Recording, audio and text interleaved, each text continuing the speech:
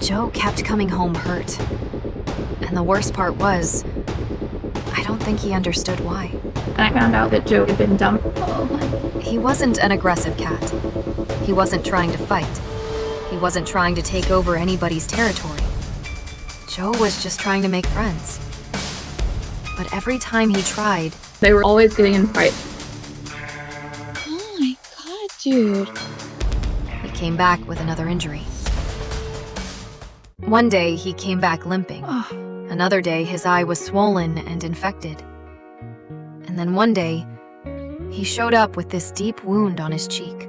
Then when he showed up with a really bad cheek injury, I remember looking at him and thinking, okay, this is not just a stray cat who needs food anymore. This is a cat who is not safe out there. Oh, what you doing? When I saw that wound on his face, I got scared.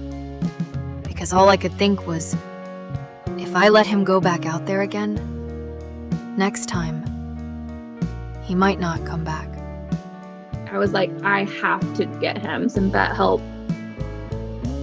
And I actually found out later that he had been dumped. So he was just a stray who had been on his own for a few years and was really mistrusting of humans.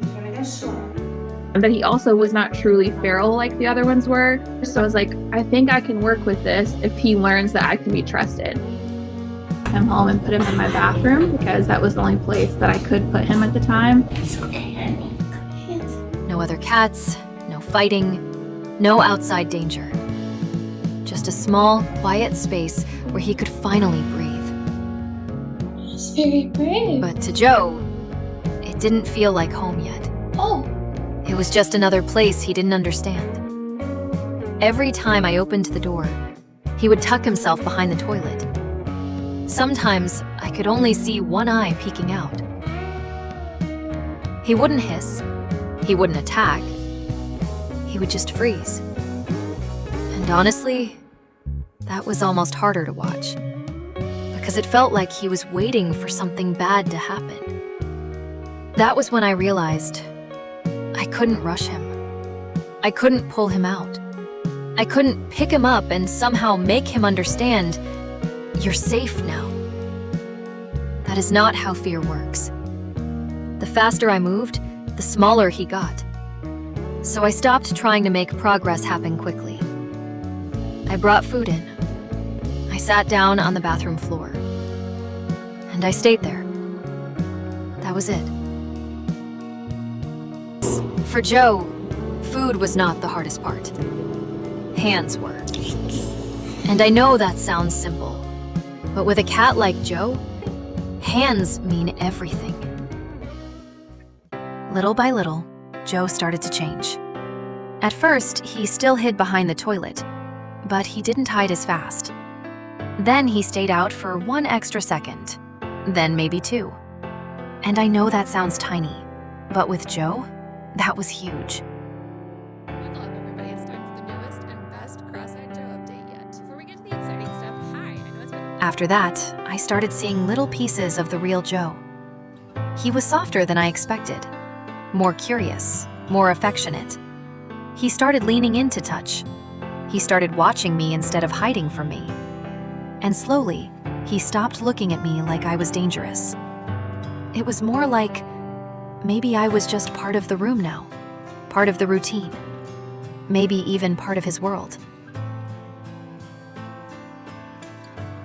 But trusting me was only the first step. The harder part was still coming.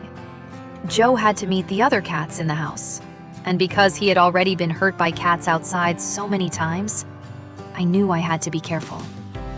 If this went badly, I was scared Joe would think, even inside, even here, nobody wants me. So I put up a mesh screen in the doorway. That way, they could see each other. They could smell each other. They could watch each other. But nobody could rush in. Nobody could get hurt. Joe was on one side. The other cats were on the other. And for Joe, that doorway meant everything. Because on the other side of it was the family he wanted so badly to join. no sudden movements, and seeing him lay his head back down like that as opposed to being on high alert, oh my god, best feeling in the world. At first, it actually looked hopeful. Blaze was the first cat who made me think this might work. He came up to the screen. He rolled over. He looked curious.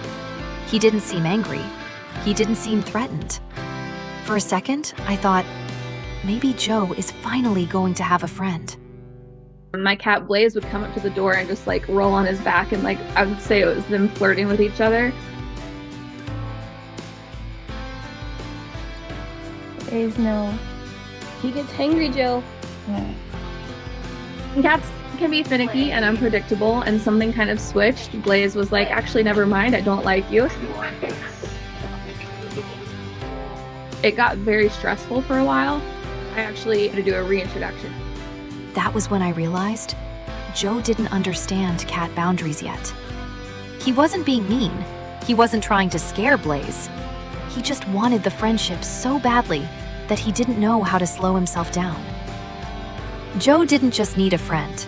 He needed to learn how to belong. And belonging is not something you can force. So I moved Joe back into his own room. For me, it was the right thing to do. But for Joe, I worried it felt like another door closing. And honestly, I had to admit something too. I had been rushing. I wanted him to be happy quickly. I wanted him to fit in quickly. So I slowed everything down. I let Joe watch more. I gave him more time. He looked at the other cats before deciding what to do next. It was like he was finally starting to read the room. And for the first time, I could see him trying to stop himself. He still wanted to get close. Of course he did. But now, he was learning that he didn't have to grab every chance all at once. He could wait. He could pause. He could let the other cat decide too. That was a different kind of healing. Quiet, small, easy to miss. But it was there, in the way he stopped himself, in the way he backed up, in the way he looked at another cat and didn't immediately rush forward. But there was still one final test. Davy. Davy was not just another cat in the house. Davy was the cat who made the rules. And Davy's chair? That was not just a chair. That was her spot. Everybody knew it. And Joe had to learn that too. This time, he approached her differently. Little by little, he watched her. Then he stopped. Then he waited. If Davy seemed uncomfortable, Joe backed off. Ouch. He gets close enough to where he can be near her, and she quickly shuts it down.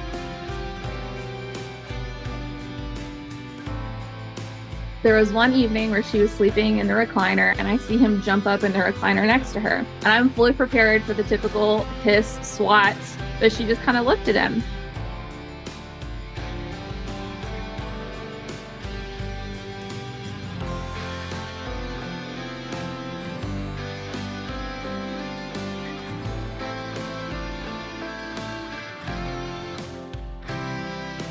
I was like, oh my God, it's finally happening.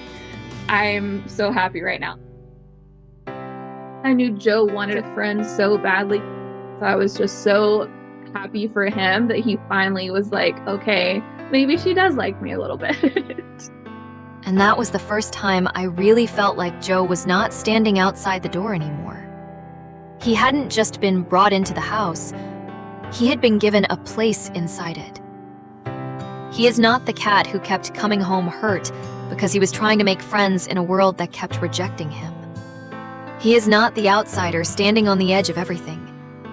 He still wants to be close. He still wants to be loved.